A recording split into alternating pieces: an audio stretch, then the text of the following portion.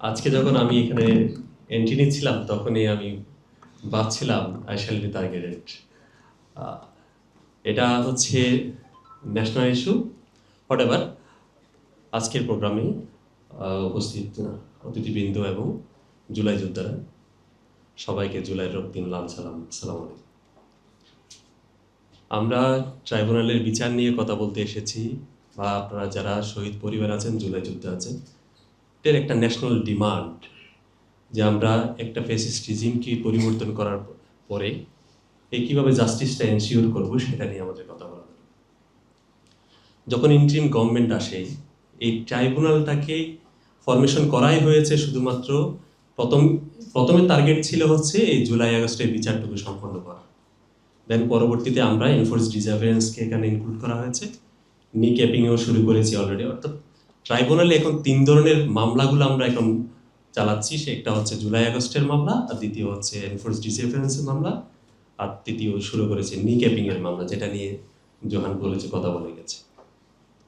আমরা সবাই বলছে হচ্ছে আমরা জুলাই আগস্টের মামলাগুলা যে ছয়টাই পর্যন্ত আমরা ট্রাইব্যুনাল 1 এবং ট্রাইব্যুনাল 2 থেকে 6টা জাজমেন্ট দিতে পেরেছি, সবকটাই জুলাই আগস্টের মামলায়।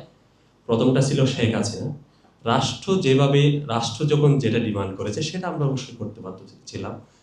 এখন সেবন্তী কোশ্চেন উঠিয়েছিল হচ্ছে শেখ হাসিনার মামলার মধ্যে আইজিপি কিভাবে 5 বছরের সাজাপ্রাপ্ত হয়। একটা জিনিস বলে রাখবেন, আমাদের আইনটা পড়েছেন কিনা, যারা যারা পড়েছেন, গোত্র করেছেন, ওখানে একটা অ্যাপ্রুভারের সেগমেন্ট আছে, প্রভিশন আছে আমাদের। এই অ্যাপ্রুভারটা কেন করলাম, কোয়েশ্চনটা উঠতে পারে। যারা শহীদ আছেন, যাদের শহীদের পরিবার, ওদের একটা কমন কোয়েশ্চন, এবং হচ্ছে এটা কমন কোয়েশ্চন বলবো, ইনহেরেন্ট কোয়েশ্চন, এবং এটা এই কোয়েশ্চনটা করবে, এটা স্বাভাবিক, যে কেন আপনারা অ্যাপ্রুভার বানালেন আইজিপিকে। আমাদের মামলাটা প্রমাণ করার জন্য আপনি তো আমাদের প্রসিকিউশনের কাজ কি? মামলাটা প্রমাণ করে নিয়ে এসে জাজমেন্টের দিকে নিয়ে আসা, আপনাদের ডিজায়ার্ড জাজমেন্টটা আপনাদেরকে সামনে ডিক্লেয়ার করা। আমরা যখন প্রসিকিউশন চালাচ্ছিলাম তখন আমরা অনেকগুলো এভিডেন্সের ঘাটতি ছিল। অর্থাৎ যারা কনস্পিরেসিগুলো করেছে, বিশেষ করে আপনারা জানেন গণভবনে এবং হচ্ছে তৎকালীন স্বরাষ্ট্রমন্ত্রীর বাসায় যে কোর কমিটি মিটিংগুলো হতো, সেই কোর কমিটির মিটিংয়ের ডিসিশন তো আপনি আমি জানার কথা না। সেই কোর কমিটির ডিসিশন কি হতো, কিভাবে হতো, এবং হোল রাষ্ট্রে এটা কিভাবে এক্সিকিউট হতো, তখন একমাত্র আমাদের হাতে অবলম্বন ছিল ওই আইজিপি হাতে, আর কেউ ছিল না। সবাই কান্ট্রিতে এই ডিসিশনগুলো জানার মতো যে 29 জন কোর কমিটিতে মেম্বার ছিল, শুধু আমাদের হাতে ছিল আইজিপি। এখন আপনি শহীদদের ডিমান্ড এবং যে ফ্যাসিস্ট রিজিমের এগেনস্ট আমি মামলা চালাবো, এই মামলাটা আমি যদি প্রসিকিউশনের পক্ষ থেকে আমি প্রমাণ করে একটা জাজমেন্টে, জাতির আকাঙ্ক্ষিত একটা জাজমেন্টে নিয়ে আসতে চাই, তাহলে হয়তো আমার ইনসাইডার উইটনেস দরকার আছে। এই ইনসাইডার উইটনেস করতে গিয়ে আমরা তাকে অ্যাপ্রুভার করি। অ্যাপ্রুভারটা তো প্রসিকিউশন চাইলেও হয় না, অ্যাপ্রুভার সে নিজে দাবি করছে। অর্থাৎ যখন আপনারা ফর্মাল চার্জ, যেদিন আমরা চার্জ শুনানি হয়, সেদিন কারো উপস্থিত থাকার সুযোগ হয়েছে কি আমাদের ট্রাইব্যুনালে? কেউ ছিলেন? যখন চার্জ শুনানি হয় তখন আমাদের জাস্টিস স্যাররাই তখন ওনাকে জিজ্ঞাসা করেন, যে কাউকে জিজ্ঞাসা করতে পারে। এবং সে যদি কোনো আসামি যদি নিজ থেকে বলে আমি সমস্ত কিছু আমি খোলাসা করতে চাই, আদালতকে আমি সহযোগিতা করতে চাই, এখানে কারো বাধা দেওয়ার ক্ষমতা নেই। আমি প্রসিকিউশন তাকে রেডি করিনি। আপনি বলতে পারতেন যে কেন তাকে অ্যাপ্রুভার করা হয়েছে। অ্যাপ্রুভার তো করবে আদালত, বিচারের স্বার্থে, বিচারের প্রমাণের স্বার্থে। এই জায়গাটুকু আপনাদের ক্লারিফিকেশন দরকার। হয়তো আমাদের জুলাইয়ের প্রতি সিম্পেথি আছে, আমরা যুদ্ধ ছিলাম, রক্ত ঝরেছে, সেই ইমোশনও আছে। সেই ইমোশনগুলোকে বিচারিকে কনভার্ট করতে হলে আমাকে জুডিশিয়াল প্রসেসের মধ্যে দিয়ে যাইতে হয়। একটা এভিডেন্স, অনেকগুলো এভিডেন্স, যে গুলি করতেছে সুজন, সানকারপুলের মামলার ক্ষেত্রে বললেন, সুজন শুয়ে বসে সে কমান্ডো স্টাইলে গুলি করে যাচ্ছে। এই সুজনকে কেন আপনি 3 বছর শাস্তি দিলেন? আমাদের আইনে বলা আছে সুপিরিয়র কমান্ডার নামে কিছু কথা আছে। সুজন তো ওইখানে যে এডিসি শাহ মোহাম্মদ আখতারুল ইসলাম ছিলেন, ও ছিল হচ্ছে সুপিরিয়র কমান্ডার। আপনাকে প্রমাণ করতে হয় এই সুপিরিয়র কমান্ডার এবং তার যে কমান্ড ছিল, যে ডিএমপি কমিশনার হাবিব, ওদের সাথে লিঙ্ক আপ করতে হয়। আমাদের প্রসিকিউশনের মামলাগুলো প্রমাণ করতে হয় একটার সাথে একটা লিঙ্ক আপ করে আমাদেরকে। এখন বলতে পারেন যে তাহলে সুজনের কেন ফাঁসি হলো না? সুজনের কেন ফাঁসি হলো না? আপনি জাজমেন্টটা কি কখনো পড়ে দেখেছেন? আমি জাজমেন্টটা অনেকজনকে দিয়েছিলাম, যারা যারা পড়তে চেয়েছেন। কিছু অবজারভেশন আছে, খুব সুন্দর অবজারভেশন। যদি আমরা ট্রাইব্যুনালে কিন্তু যেদিন জাজমেন্ট ডিক্লেয়ার হয়েছে সেদিনে আমরা বলেছি এই জাজমেন্ট নিয়ে আমরা সন্তুষ্ট নই। আমরা শহীদ পরিবার বলার আগে আমরা নিজেরাই বলেছি।